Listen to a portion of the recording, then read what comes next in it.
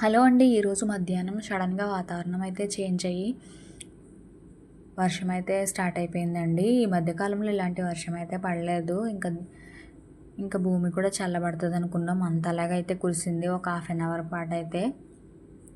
మీ ఊర్లో వర్షం పడిందా లేదో కామెంట్ సెక్షన్లో కామెంట్ చేయండి.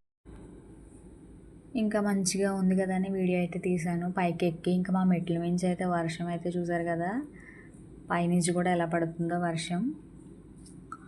ఇంకా మా బాబు అయితే స్కూల్కి వెళ్ళాడండి. ఇంకా వాడు వచ్చేసరికి అయితే ఈవినింగ్ ఇంకా ఏదో ఒకటి చేసి పెడదాం, వచ్చాక తింటాడు కదా అనుకునేసరికి ఇంకా ఇంట్లో అయితే కొంచెం ఇడ్లీ పిండి ఉంటే ఇంకా దాంతో అయితే బోండాలు అయితే చేశాను.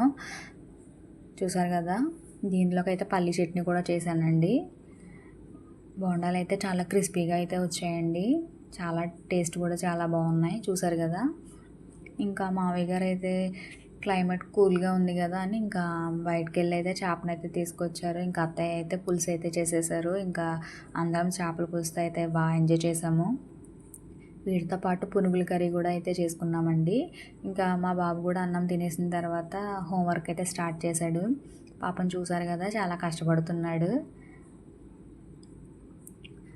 హోంవర్క్ అయితే ఎక్కువ ఇస్తున్నారండి పాపం.